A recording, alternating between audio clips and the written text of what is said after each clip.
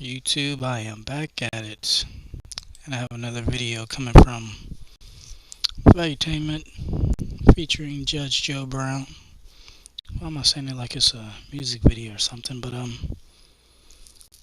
this video, well, like I said earlier, is one of those type of guys that when he speaks, you just listen and just soak up all the game that he's spitting. But this video is titled "Why He Left the Democratic Party." Let's check it out.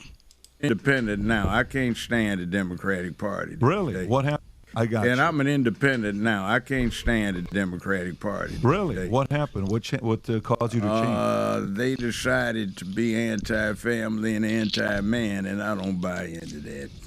Has it always been like that? No, it wasn't. Something happened. They kind of got stuck over there in that far left corner someplace, and they forgot about the working people in this country. When do you think that happened, Judge? Because you ran as a Democrat. Now you're I did. It bothers me. Somewhere in the last 55 years, what's happened is the country is switched over into glorifying what I call dysfunction. And at some point, it's just enough is enough. You've got a thing right now where they're trying to groom children in school. They're trying to install a secular religion as the official religion of the country. People don't have any cause, any purpose anymore. So they want to give them one, but in this one it says you have no duty, honor, obligation, responsibility, accountability, be what the hell you want to be. Just get your freak on and there you go. But that's not sufficient to keep people working. Now, when you say 55 years, is it probably closer to the last 15 years that it's been? No, it's been working. See, I remember the class at UCLA 1969, and I remember what was being said back then when people said we hate men for one reason or another, and men are the cause of war, so we're going to ruin this thing for the men and get rid of masculinity. And you had this problem with Hollywood when it was going broke in the face of color television, and you switched from 2 movies every Thursday and Sunday every week of the year, and Hollywood was going broke, so they said, let's ramp the fee up from 50 cents to $1.50, and we will have one movie that stays in as long as we can, so let's attract the most people by going to the lowest common denominator, promoting dysfunction, ridiculousness, and meanwhile we can propagandize the country to get rid of manhood, and that basically is what's been happening. And by the way, these are some of the topics I got that I want to talk about today. One is family, feminism, manhood, politics over the last 50, 60 years, fatherless homes, statistics I have on how many single mothers we used to have in the 40s versus 60s today, LBJ's policies in 1965. Maybe you have some thoughts on that, on what changed when he came out with that. And then we got destruction of the black family, masculinity, LGBTQ, and a few other things. War on drugs, a little bit of that with Nixon. Was that a good thing? Did they choose the right enemy? Michelle Obama, Kamala Harris, Trump, Biden, and maybe a little bit of San Francisco cleaning up the streets this quickly. They got this new technology called G. G shows up, streets of San Francisco clean up very quickly. So let's go to the direction you were going. Okay. The direction you're going on, what's changed? You said, he said 15 years. He said, no, not necessarily. It's more like 50 years, right? 55. Was it 55 years? Judge, is it more policies? Was it more with a intent? What was the intent? Was the intent because they were trying to please everybody? Was the intent because malicious reasons? Was the intent political? What was the reasons why we've gone through the transitions we've gone through the last 55 years? Okay, the Johnson administration came up with a safety net. They had good intentions, but people are enterprising, so when they saw the opportunities that were presented, they went for them. And instead of having a safety net that dealt with rescuing people from an untenable situation due to the economics that they found themselves faced with, you got people that said, well, instead of using this to help me with my babies, I use babies to get that so I can help myself. So you have multi-generational situations, and even back in the late 90s, I had people in my courtroom where there were 6 generations where nobody had had a job ever. I had one woman in my courtroom starting in 1994.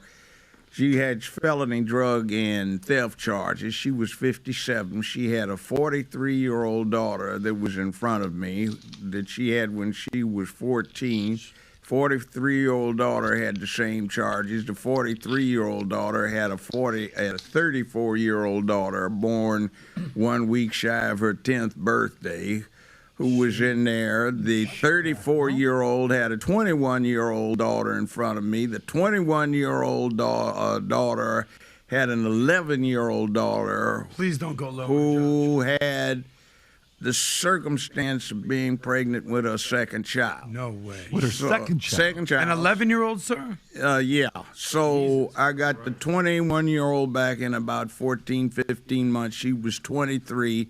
Her 11-year-old was 13 with 3 children. The 57-year-old was back in front of me. She was 59, and she had at that point 342 lineal descendants we tracked. And then 2 weeks later, after I got that report, she had 358. And between 1996 and 2000, when I retired, exponential increase, she had more than 3,400, and I had 120 plus of her people in front of me in my courtroom, one way or another. One of her sons had 63 outside children by, I think, 59 different baby mamas, and he was 29. 63, 59, he's 29. Yeah. Jeez. So, I mean, people don't even think about this kind of thing. And then we did another study. We found in the high schools in the Memphis area, there were maybe 35 or 40 core problems where the students were much older than they were supposed to be, and they were creating a negative culture for the whole high school. And we found out that this woman that I had in my courtroom and 4 others, every single one of the 5 that they had in there that we were tracking was an ancestor for every single one of the kids in the high schools that were the core of the problem. So just total dysfunction.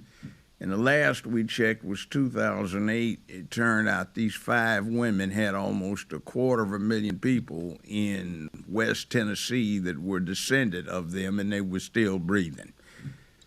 Safe to say that they've never even heard of the word condom, is what you're saying. Yeah, not only that, but in this group of 3,400 that I wound up dealing with before I retired in 2000, out of this family, we found 2 people that had jobs and graduated from high school, and they were girls who had essentially been kidnapped by their fathers when their mothers went to the penitentiary and got taken to Chicago, which then had a pretty good school system. So those were the only 2 we could find. But see, there's a mass of that out there. So when you talk about the impact of what happened with the Johnson administration, I don't think they intended that, but it happened. Next thing we had in the late 60s, we had the individuals that hated that they weren't men, that's the feminists, the ones that hated men, certain of the lesbians, the one that hated that they weren't strong men, those were the beta boys, some of the gay ones that hated that they weren't normal men, and then you had the ones that stacked on and gave the big ballast that said men were the cause of war. Man, we need to have love, man, not war. War is a bad thing, man. We need to get rid of all of this toxic masculinity. Like, fool, where do you think this is going to go? So it went there, and they controlled the communications media, and you get what you get right now, where if you go on Instagram, Facebook, YouTube, you get this mass censorship where you can't say anything that makes people feel uncomfortable. Oh, my God, he hurt somebody's feelings. Oh, hell, a lot of people need the feelings stomped on, you know. Like, dude, what's wrong with you? Grow stronger. But Judge, you've been around when you're doing meeting with all these families. What part of the responsibility is mother's? What part of the responsibility is on the father? Because typically the blame goes on the father. Well, there are no fathers. And see, the thing of it is, these men that just ran off and left the women, these women don't want the men. All they wanted was the babies. And see, you had people like the poetress Nikki Giovanni back in the 60s were going all around the country, and they were lecturing the women, and they were young women, and they were saying, you don't need a father for your children. Just get prego, find one that looks good, smart, athletic. Yeah, that one. And don't even tell him that he's the daddy, because if you bring a man into the picture, they screw up everything. So there was this point where if you had the guy around, there was a problem. And then there was some that did want the guy around, but back when I first started practicing law 50 years ago, one of our number one cases was getting the check cut back on because some dingbat social worker would sit at the end of the block with binoculars, and if there was one or two of the 6 or 7 baby daddies trying to play father, they'd cut the check off. So we had problems with juvenile courts around the country where, Judge, that's not my kid. Well, you feed it long enough, he'll look just like you. So, you know, that was before DNA. And I can remember one thing. It was a cop I was representing, and he got a petition to increase the child support. So when they called the kid's name, I stood up, he stood up. 2 more lawyers stood up, and 2 other guys stood up. So this woman was collecting child support from 3 guys for the same kid. So we finagled getting some DNA testing, and none of the 3 were the daddies. No way. So, I mean, you have these horror stories going on. That's some old school Jerry Sir, Springer. was this mostly whites, blacks, Latinos? Both. All of the above. All of the above. The juvenile courts, started privatizing and acquiring jurisdiction that used to be in superior or circuit courts. So they became dysfunctional circuses, and a lot of them privatized. And what happens is you want to promote dysfunction because that's business downstream. So if you like this clip and you want to watch another one, click right here. And if you want to watch the entire podcast, click right here. Like I said, I could listen to this guy for hours upon hours, but yeah, some deep information, man. And yeah, like, comment, subscribe, share, comment on the video. Give me some ideas of what you would like for me to make a video on, react to. Daily